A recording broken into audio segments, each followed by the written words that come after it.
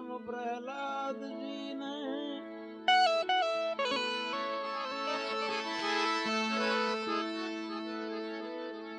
बहु कष्ट बैठो कोई बचने ना भर्यो है।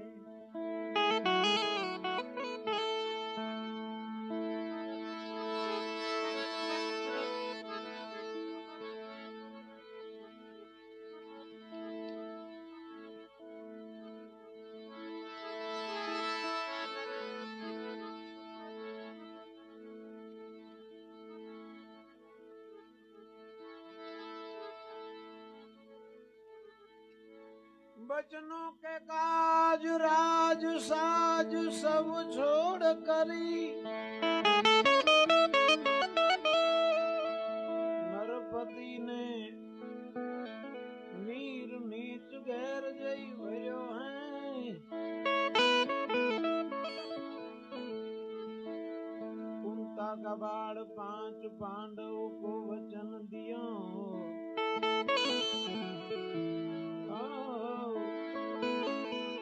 मजूरी बने के काम वैराट में किया है।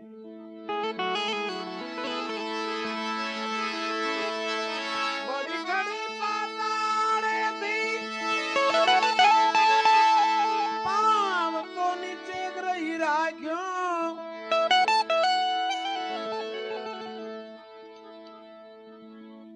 वचन दियो है तो पोते आप शरण ग्रहो।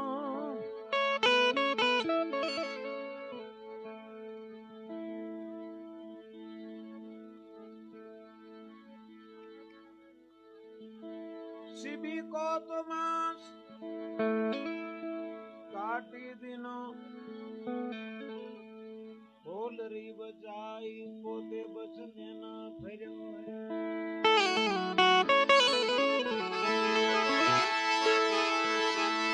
मतो देखो मोर ध्वज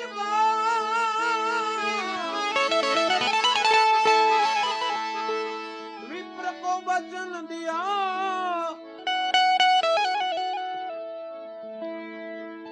सूत दारा संपिया ने शीश पर्वत से घस्यो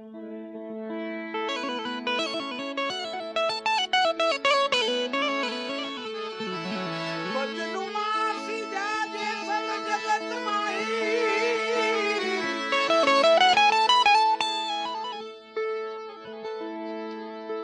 जी जी जी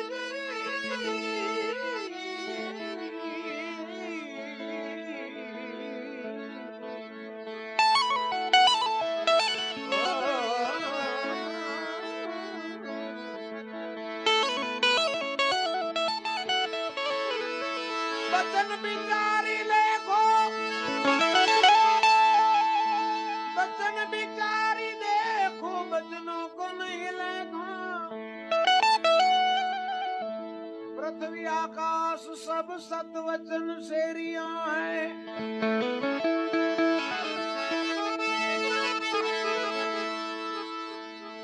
दास तो सब कहे गुरु वचन थी बचा भी लो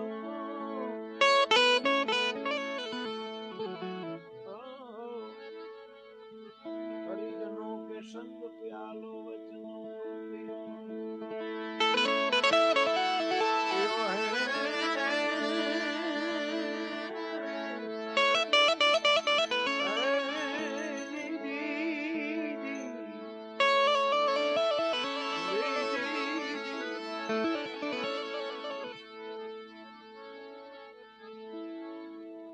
જીવનમાં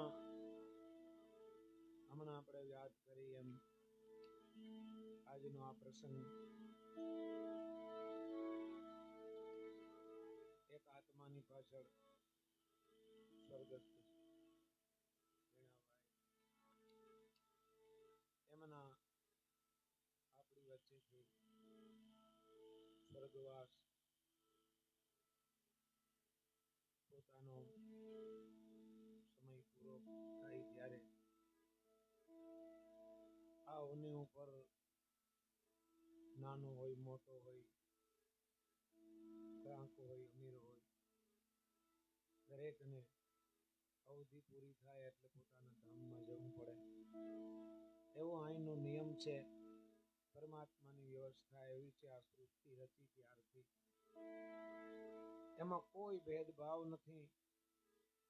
અંતિમ સત્ય કોઈ આ જગતમાં હોય, કેમ આપણે વચનની વાત કરી એમ સત્ય જો અટલ સત્ય કોઈ હોય આ જગતની અંદર તો ઈ છે મૃત્યુ. એટલે જ મહાપુરુષોને ખબર પડી ગઈ છે. એટલે આ જગતના જીવોની જેમ મહાપુરુષો, સંતો, સાધુઓ, ભક્તો ઈ દુઃખ કરતા નથી અને એને મંગલ માને છે. કારણ કે જેને આપણે દુઃખ માનીએ, જેને આપણે અશુભ માનીએ, જેને આપણે જેમનાથી આપણે ભાગીએ એને સંતો મહાપુરુષો મંગલ માને છે. એના જેવું સત્ય કોઈ આ જગતમાં માનતા નથી મહાપુરુષો. અને એની રાહ જોઈને બેઠા હોય અને ઈ જ્યારે આવે, જવાનું થાય ત્યારે એને ખુશી થાય. ખુશી એટલા માટે થાય કે એને ખબર પડી ગઈ છે કે પરમાત્મામાં ધામમાં જવા માટે જ્યારે તેડું આવે, મરને સે જગ ડરા મેરો મન આનંદ, કબ મરી હું કબ ભેટ હું પૂર્ણ પરમાનંદ. પણ જેને પરમાત્માનો માર્ગનો કઈ અનુભવ નથી થયો, જેને સંત, સાધુ અથવા તો સત્સંગનો કોઈ અનુભવ નથી, એને તો એનાથી બહુ જ બીક લાગે. એનાથી માણસ ભાગે, રડે.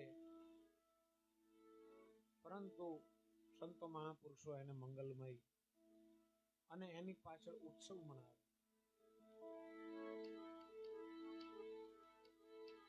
એક દિન એવો પ્રાણી આવશે સબળ મારા રુદિયાનો હોય, સગા રે મળ્યા ઘણા પ્રકારના, અંતે સર્વે લૂંટવા લાગ્યા. ઊંચી રે મેળી સંતો ઉજળી, ત્યાં સુખીઓ સોળ તાણશું. કાઢો કાઢો પછી એને હવું કોઈ કે છે જાણે અહીં જન્મો જ નહોતો. આવા આવા અખા ભગત હોય, સંત મૂળદાસજી હોય, શ્રીદાસજી હોય, રવિ ભાણ સાહેબ હોય, રવિ સાહેબ હોય, ત્રિકમ સાહેબ કે કબીર સાહેબ હોય કે ગોરક્ષનાથ બાપા હોય. ગોરક્ષનાથ બાપાએ કીધું ને કે બસ જાગતા નરને સેવી લ્યો. જાગતા નરને સેવો તો તમને મળશે નિરંજન દેવ. હે મનસા માલણી જાગતા ને સેવો. એટલે જ્યાં સુધી જાગતા છીએ ત્યાં સુધી મહાપુરુષો તો એવું કે જાગ્રત નગરી મેં સો ચોર ને લૂટે, જખ મારે જ્યાં જમદૂતા. અને જો કાળ પણ આવા મહાપુરુષોની પાસે આવતા ગભરાય નહીં. એ બાજુ જાય નહીં, જાય તો પાછા ઢીલા પડી જાય. હા, શું કામ? સતારશા બાબા કે मरने पहले तो मैं मर जाऊं और अमर हो जाऊंगा, चमड़े से तो મજા આવશે એની આરે બાજવાની. અને નાજીર સાહેબે તો એનાથી આગળ વાત કરી કે મૃત્યુ આવે તો થપ્પડ લગાવી દઉં, મરવાથી તો બચી ગયા, હવે કોઈના માર્યા મરે નહીં. કહી દેજો ભલો થઈ કાળ આડું ફરે.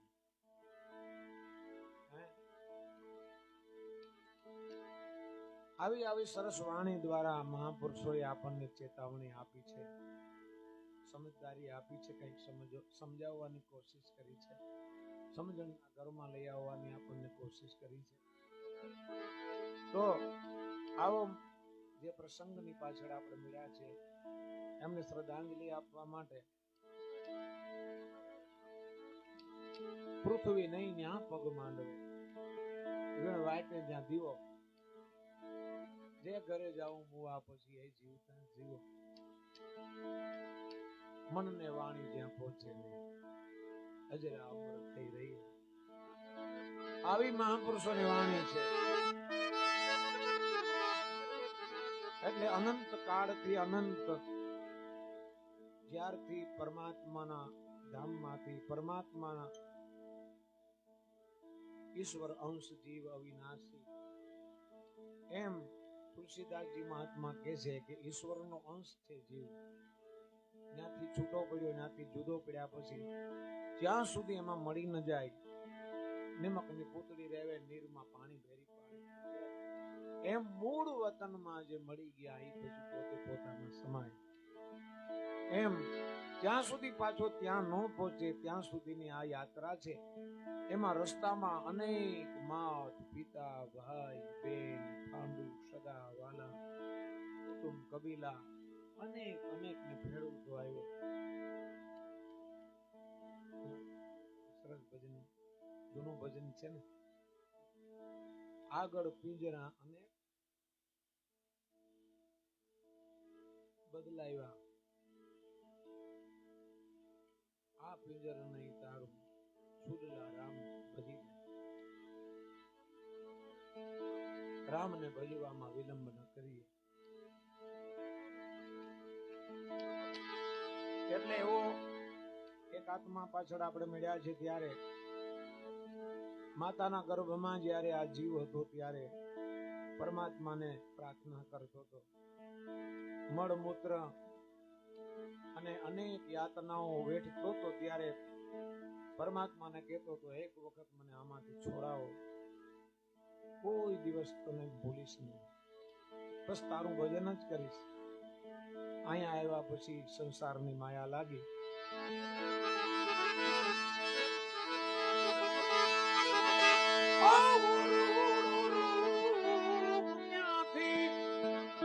લાવ્યો રે આ મોરલો બાજી મૃત લોકમાં આવ્યો.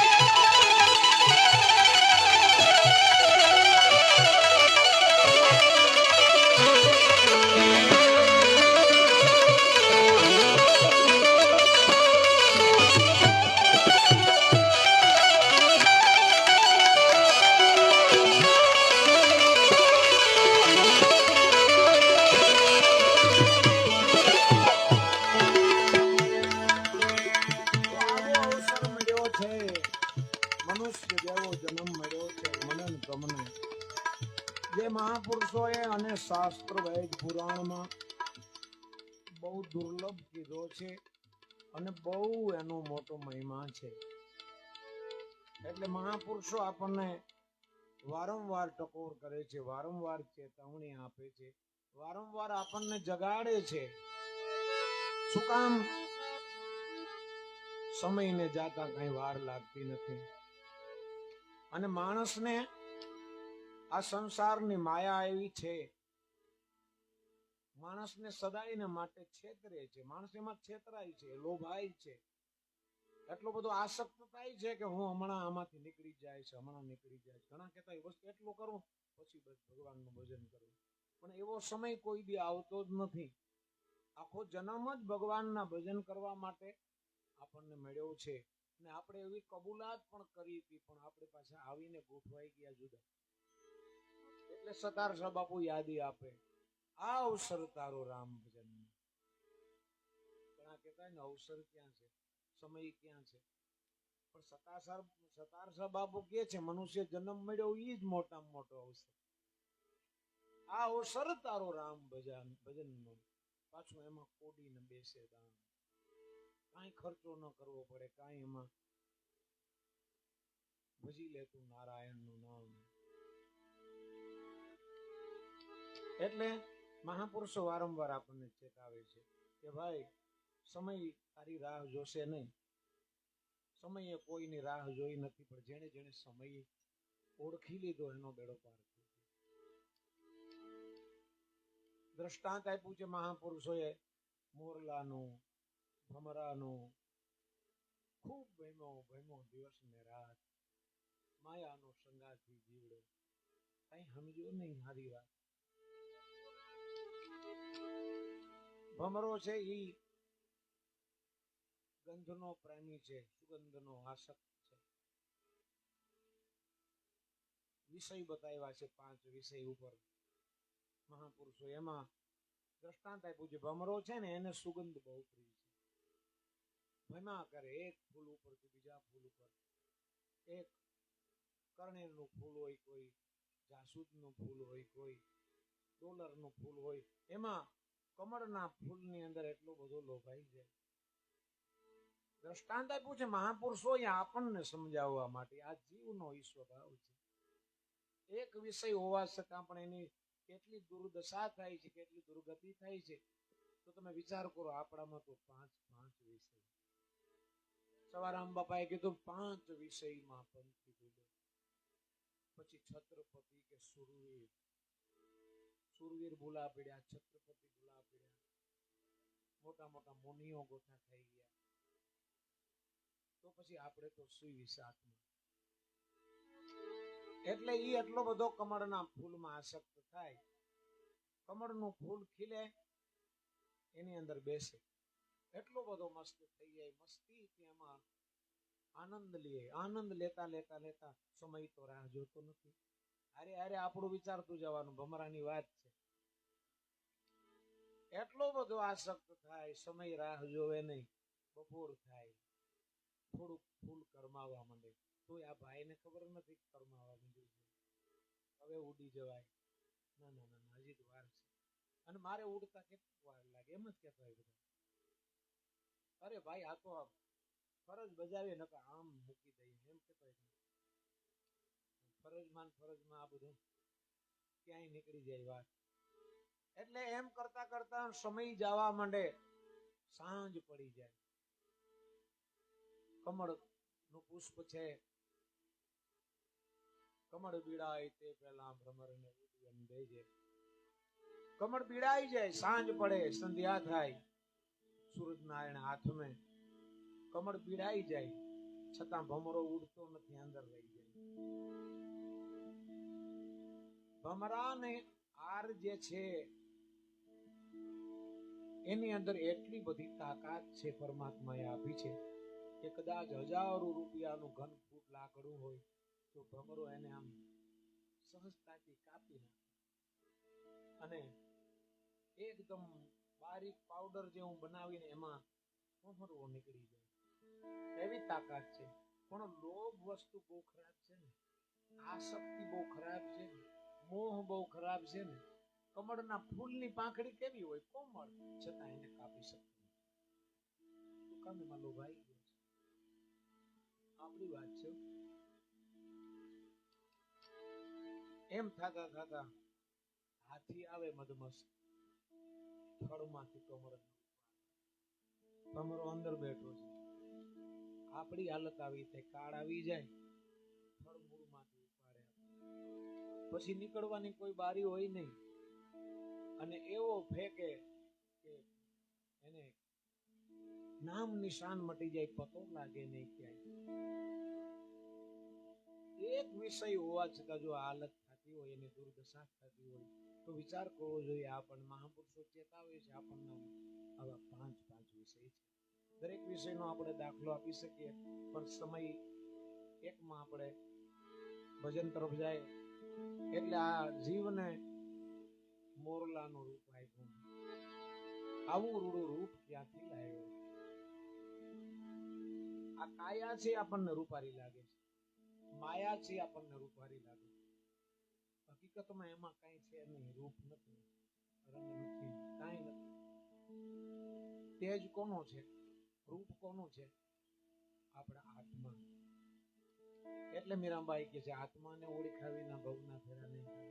જ્યાં સુધી આત્માની ઓળખાણ નહીં થાય, હકીકતમાં એને રૂપ આવનારું, એને પાવર આપનારું, એને એકદમ એટલું બધું સરસ મજાનું આપણને લાગે છે, એનું કારણ છે અંદર ચેતન, આનંદ, સચિત અને આનંદ સ્વરૂપી આપણો આત્મા જ બેઠો છે. નહીં કે તમે દ્રષ્ટાંત લેજો, આમાંથી ને આમાંથી જીવ આત્મા ઉડી જાય તો થોડી તો એ જ છે. કેમ આપણે એને અરે નાજીર કે જોવા એ ગમશો નહીં, જરા ગમે એવો રૂપારો માણસ હોય, ભાઈ આને ઓઢાડી દો, કેમ? કોકને બીક લાગી જાય, એનું મોં ન જોવું. એ માણસનું મોં જોવા માટે તો માણસ તડપતા હોય. અમુક વ્યક્તિનું સુરત એવી હોય, જો કલેજે જખમ કરી દે. મુખડાની માયા લાગી મોહન પ્યારા. મુખડું જોવા માટે માણસો રાહ જોતા હોય, પણ એની માણસને અંદરથી ચેતન આત્મા વયો જાય તો કે ભાઈ આને હવે જલ્દી કરો, રખાય નહીં. એટલે મહત્વ છે સમયનું, મહત્વ છે અંદર જે આપણો ચેતન આત્મા છે. કાયામાં છે ત્યાં સુધી આપણા હાથમાં છે. આમાંથી નીકળી ગયો પછી કાયા રહેવાની છે, એ તો ખાલી નાશવંત છે, એમાં કઈ છે નહીં. આપણે કાયાને પાછળ દોડી રહ્યા છે, પણ જો આત્મા તરફ થોડીક આપણી ગતિ થાય, જે ઉર્ધ્વ ગતિ કહેવામાં આવે, અધો અને ઉર્ધ્વ, આપણી સંસાર તરફ ગતિ થઈ રહી છે. અને અમુક એટલી મૂઢતા પૂર્વક ગતિ કરી રહ્યા છે, એને ખબર એ નથી કે કાંઈક આત્મા છે, પરમાત્મા છે. માયા, જગત, જીવ, કાયા એને સાચું માની લીધું, એટલે એની ગતિ અધો તરફ. અધો એટલે નીચે, આપણે કહીએ ને અધોગતિ થઈ ગઈ. એટલે આપણે અધોગતિમાંથી બચી અને સંતો મહાપુરુષોની વાણીનો આધાર લઈ ધીરે ધીરે ધીરે ધીરે જેવી રીતે ઉર્ધ્વ ગતિ થાય, કલ્યાણ થાય, આત્મા તરફ આપણી ગતિ થાય. એટલા માટે એક આત્માના આપણી જે વિધિ વિધાન છે હિન્દુ સંસ્કૃતિ મુજબ, આજે આપણે એનો દીવો, ક્રિયા, કર્મ જે કાંઈ ગતિ આપવા માટે ઘણી વસ્તુ આપણને બહુ મનોમંથન છતાં અમુક વસ્તુ આપણને રહી જતી હોય તો ચિંતાનો ખ્યાલ ન હોય. કોક બતાવે તો ખ્યાલ આવે.